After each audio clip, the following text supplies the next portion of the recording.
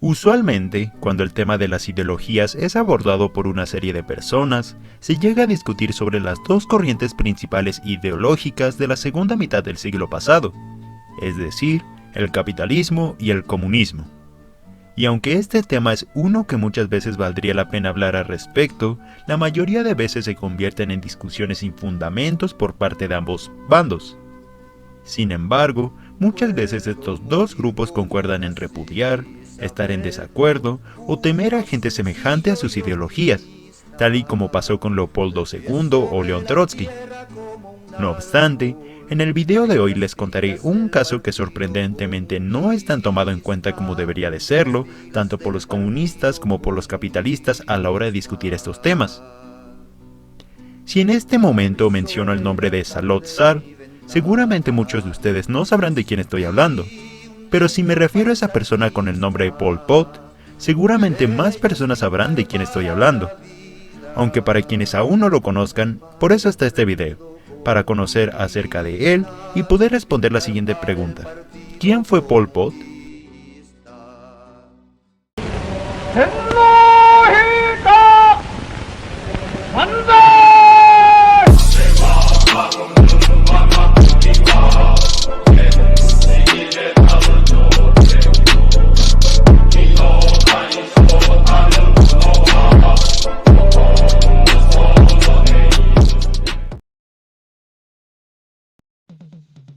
Nuestra historia comienza en Camboya en el año de 1925,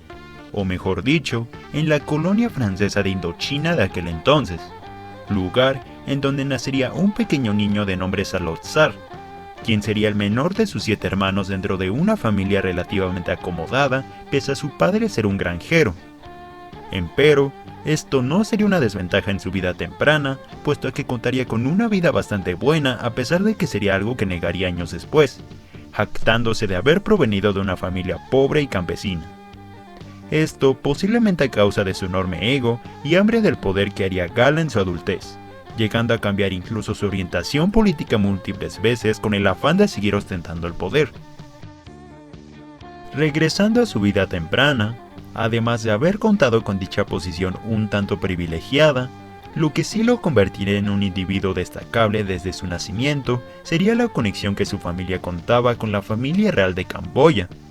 consiguiendo así muchas oportunidades como la de estudiar junto con la élite católica cristiana y, por consecuente, aprender el idioma de sus colonizadores y contrastar sus adoctrinamientos budistas con los pensamientos europeos. Pese a esto, aquello no impediría que, además de no concluir con sus estudios eventualmente, se uniese al movimiento anticolonialista en Indochina que, desde luego, sería representado por el buen Ho Chi Minh, futuro mandatario de Vietnam y con quien nuestro protagonista tendría una relación muy tensa, aunque no hay que adelantarnos tanto por el momento. Un par de años después de la conclusión de la Segunda Guerra Mundial, Salot sería enviado junto con otros jóvenes a París, en donde, en teoría, debería de continuar con sus estudios, aunque esa fue la última cosa que hizo en Francia, ya que en lo que más se centraría, además de fomentar su odio hacia los vietnamitas, sería el fomentar su carácter de tinte comunista con cierto apoyo del Partido Comunista francés y eventualmente el Partido Comunista de su tierra natal. Aunque, como un dato curioso, él eventualmente daría a conocer que realmente no comprendía muchos de los textos de Karl Marx ni de otras figuras importantes de la ideología que apoyaba. En fin, además de formarse como persona, también formaría círculos de estudios con gente que, a diferencia suya, contaba con una cantidad de estudios e intelecto superior al suyo. No obstante, esto no impediría que de este grupo él resaltase como un líder con gran carisma que eventualmente emergería como los famosos Jemeres Rojos. Para el año de 1953, el camboyano regresaría a su tierra natal en donde fungiría como un profesor de francés, mientras que, irónicamente, el pueblo trataba de sacar de una vez por todas a los franceses, teniendo una disputa entre quienes buscaban instaurar una monarquía o una república. Durante este periodo de tiempo, además de servir como un profesor, se uniría un movimiento comunista en el que los vietnamitas junto con los camboyanos buscarían unir fuerzas para acabar con los franceses. Sin embargo, Su participación en esta alianza desde luego que no cambiaría su ferviente nacionalismo.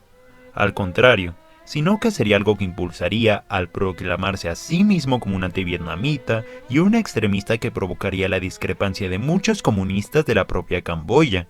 quienes sí decidirían apoyar a los vietnamitas en el conflicto y no limitarse únicamente a defender a su patria. A lo largo de esta década, además de comenzar a formar su sentimiento antivietnamita, formaría parte de los grupos marxistas-leninistas que se habían opuesto a la toma del poder del príncipe Sihanouk tras un fraude en el que, luego de haber formado su propio partido político de corte socialista, se haría con todo el poder en 1955, quitándole todas las oportunidades al resto de partidos de poder encabezar un gobierno electo de manera realmente democrática. Pese a esto, no se llevó a cabo ningún movimiento armado de manera inmediata a causa de la insistencia de Vietnam por centrarse en la amenaza que representaba la influencia en la región por parte de los gringos en la parte sureña de Vietnam, algo que finalmente todos terminarían por aceptar por el momento, inclusive el propio Salot, quien, al año siguiente, contraería matrimonio con una revolucionaria camboyana. Durante el tiempo en el que el príncipe camboyano se hizo con el poder, los comunistas serían reprimidos con gran firmeza, llegando a ejecutar a muchas de las cabecillas de los movimientos de esta corte ideológica. Y gracias a esto, nuestro camboyano estaría con el poder del Partido Comunista para el año de 1963, año en el que finalmente cambiaría su nombre por el que todos lo conocemos. Desde entonces, Pol Pot denunciaría a Khrushchev de revisionista y centraría sus pensamientos en un comunismo centrado mayormente en la agricultura más que en la industrialización. Por estas fechas, el gobierno de Camboya se había declarado como neutral con respecto al conflicto en Vietnam. Sin embargo, para asegurar cualquier futuro problema que pudiera cambiar la postura del país a causa de un alzamiento popular, las personas más importantes de Vietnam del Norte entablarían contacto en 1965 con Pol Pot, a quien le pedirían que, en pocas palabras, no se le ocurriese hacer alguna de sus locuras. Y así lo haría, al menos por los próximos 2 años, ya que después decidiría cambiar de planes gracias a la influencia que tuvo en su viaje a China al presenciar la revolución cultural y de los aparentes planes de Vietnam de unificar Indochina en un solo país, algo con lo que desde luego él no estaba de acuerdo. Avanzando un poco en el tiempo, ¿recuerdan lo que les comenté sobre su reunión con los líderes de la Vietnam comunista? Pues bien, para el año de 1967, Pol Pot comenzaría una guerra civil en su país en la que, por 3 años, lucharía contra el príncipe que eventualmente sería derrocado en un golpe de estado militar que establecería un gobierno proamericano y que, además, reformaría el nombre del país para cambiarlo a la República Khmer. Y ya que hablamos de renombramientos, nuestro conocido amigo Pol Pot haría lo mismo con su partido, cambiando su nombre por el Partido Comunista Khmer, que igualmente sería conocido como el de Kampuchea.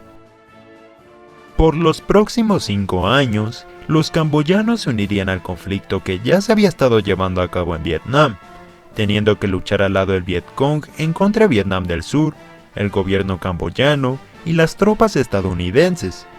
Sin embargo, a diferencia de lo que podrían haber pensado, los recién forjados Khmeres rojos recibirían un gran apoyo popular a causa de la cooperación del príncipe que tuvo que realizar con los comunistas para poder acabar con el gobierno de corte militar y de derecha. Y de esta forma, muchas personas, sobre todo campesinos y estudiantes, se unirían a las filas de los Khmeres rojos, quienes además incrementarían su popularidad tanto por los asesinatos cometidos por los yanquis y sus bombardeos, como por la recolectivización de las tierras que enriqueció a los campesinos más pobres, y como sucedió en Vietnam, estas características mostrarían lo que para los últimos 2 años del conflicto sería inevitable. Entre los años de 1973 y 1975, las tropas de Pol Pot comenzaron a avanzar de manera considerable dentro del territorio camboyano, logrando ocupar más de la mitad de este en 1974 y, de igual forma que lo harían los vietnamitas con Saigón, tomarían su antigua capital para el año siguiente, dando fin al segundo conflicto en Indochina y dando paso a la reconstrucción de Vietnam y Camboya, o mejor dicho, a la reconstrucción de Vietnam y la destrucción de Camboya. Con la toma de Phnom Penh por parte de los Khmeres Rojos, muchas de las personas residentes de la capital pensaron que finalmente la paz llegaría. Sin embargo, el primer decreto de Pol Pot sobre ellos era que serían catalogados como enemigos del Estado a causa de verlos como la clase opresora y por el código Gente 17 de Abril. Sintetizando todo, su motivo era un firme «porque sí». Posterior a esto, y determinar el desplazamiento forzoso de al menos 2 millones de personas a los campos en donde tendrían que trabajar dada su peculiar visión maoísta, marcaría aquel año como el año cero para Camboya, uno que marcaría el fin de la influencia occidental para la construcción de un Estado comunista y el aislamiento total del país con el mundo exterior. ¿Y cómo conseguiría todo esto? ¿A causa de una manera pacífica o con alguna de las propuestas que Marx detalla en sus textos? Creo que la respuesta es bastante clara, sobre todo considerando que nunca entendió los libros de Karl. Y es que para poder conseguir su sueño hecho realidad, decidiría expulsar a los embajadores de todos los países no simpatizantes a su gobierno e instaurar un comunismo inmediato que explicaría como el Gran Salto. Algo muchísimo peor y surreal que lo que hizo cualquier otra persona que venga a sus mentes. La estructuración del comunismo propuesto por Pol Pot se centró en los siguientes puntos: la abolición del mercado y las escuelas, el cese de las emisiones de medios de comunicación, la destrucción de la infraestructura urbana, la conversión de todo el pueblo de Camboya en cultivadores que laboraban por largas jornadas que usualmente no eran pagadas, la eliminación de toda persona que no fuera deseable ante los ojos del partido, etc. Haciendo énfasis en el último punto, los Khmeres Rojos buscarían deshacerse de la clase media argumentando ser esta una reliquia del pasado, además de que se separarían del comunismo tradicional argumentando que ellos eran una clase de revolucionarios opuestos a los de Indochina. Desafortunadamente, esto no sería todo, ya que mientras que más de las 3/4 partes de los ciudadanos del país sufrían de una hambruna general que eventualmente el partido tuvo que reconocer, los miembros de este mismo se regocijaban en lujos del extranjero y con comida decente que usualmente era producida por niños mayores de 7 años que comenzaban a ser instruidos a partir de esa edad. En adición a lo ya contado, los Khmeres Rojos también comenzarían con una caza de supuestos traidores al partido dentro del mismo, que, según sus sospechas, estaban formando una muy necesitada conspiración para derrocar a Pol Pot. Por esto mismo, múltiples prisiones fueron creadas en donde miles de miembros del partido y eventualmente civiles también perdieron la vida. La prisión más famosa fue la S-21, que a día de hoy es un museo en el que se exponen a detalle las torturas sistemáticas empleadas por el partido que, además de esto, cometería un genocidio contra sus compatriotas del cual hablaré a continuación. Bajo los deseos de Pol Pot de purificar a su país, acabaría con la vida de mucha gente que, en resumen, serían los siguientes grupos: todo aquel que profesase alguna religión y o no estuviera de acuerdo con el Estado ateísta, gente que usase lentes, vietnamitas y extranjeros colonialistas, intelectuales y cualquier persona que se opusiese a lo que él dictase. Por esto mismo, aproximadamente 1/4 parte de la población de la recién formada Kampuchea Democrática perecería, aumentando de esta manera la violencia en las calles y los deseos de la gente por escapar a Vietnam o a Tailandia, hazañas bastante complicadas de lograr, aunque para la fortuna de los ciudadanos, este régimen no duraría demasiado. Durante los años de 1976 y 1978, la influencia internacional en Kampuchea caería mayormente en China, quien apoyaría económicamente a los Khmeres Rojos en oposición a Vietnam, quien se había alineado con la Unión Soviética. Con la muerte de Mao en el 76, las tensiones entre Vietnam y Kampuchea comenzarían a crecer con ataques fronterizos que finalmente culminarían en una guerra abierta 2 años después, una que sería liderada por Vietnam y los propios refugiados de la vieja Camboya, siendo uno de estos el futuro presidente de esta nación, Hun Sen. La guerra se destacaría por la participación de potencias extranjeras que extrañamente apoyarían a Pol Pot para repeler la influencia de Vietnam en la zona, siendo estos países los Estados Unidos, Reino Unido, Francia y desde luego China, además de Tailandia, quien se vería afectado de manera directa por conflictos fronterizos que llegaron a ocurrir. Por otra parte, los vietnamitas y los opositores a los Khmeres rojos serían respaldados principalmente por la URSS, aunque Laos también mostraría su simpatía hacia ellos a lo largo de todo el conflicto que se prolongaría por bastante tiempo, pero que tendría un desarrollo muy peculiar.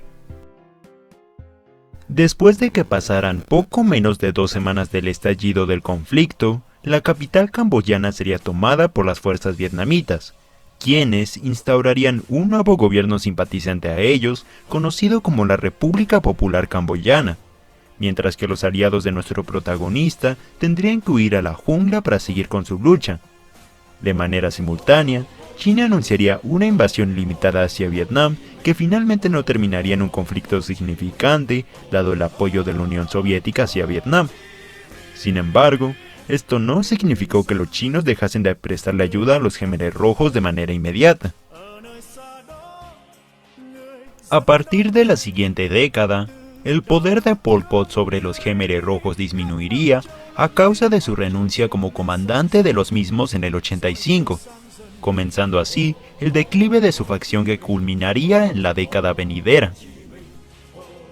Entre 1988 y 1989, todas las facciones del conflicto se reunirían para poder comenzar a acordar un acuerdo de paz.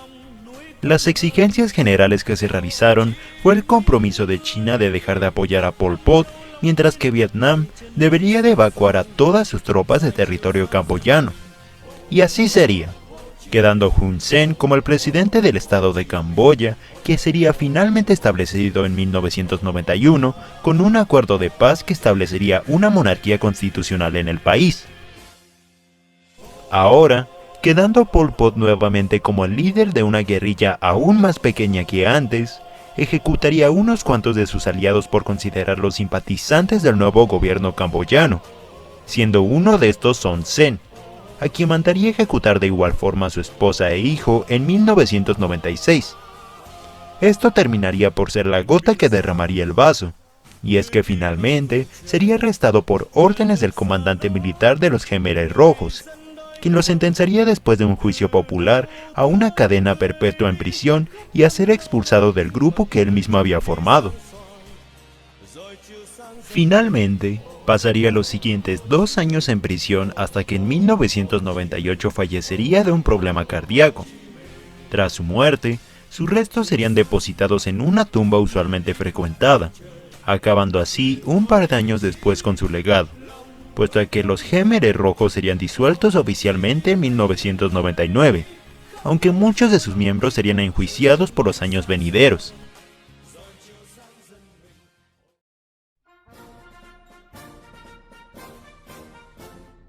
En conclusión, a pesar de que este hombre privó de la vida de menos personas que su inspiración, a mi parecer, este hombre fue con lo menos igual de cruel y duro que Mao en todos los sentidos. Y a diferencia del anteriormente mencionado, el líder de los Khmeres rojos realmente no trajo ningún progreso o cambio positivo hacia Camboya a causa de su visión tan particular del comunismo. Sin embargo, si hay alguien presente en la audiencia que esté de acuerdo con las políticas de Pol Pot en particular, estaría ansioso de escuchar sus motivos del porqué de aquello. Como último punto, me gustaría preguntarle si sería de su agrado el ver videos de su servidor con una duración relativamente semejante a la de este metraje. Y es que, como saben, a mí me gusta sintetizar bastante la historia para hacerla agradable y comprensible para todos. Sin embargo, este sujeto tenía demasiadas cosas interesantes que decidí incluir la mayoría de ellas, por lo que, si gustan, ocasionalmente puedo brindarles trabajos extensos como este. Pero eso será decisión de ustedes. Así que ya saben, díganme sus opiniones en los comentarios de esto y, desde luego, sobre Pol Pot y su radicalismo. En fin, Sin nada más que pueda añadir por esta ocasión, hasta la próxima, camaradas.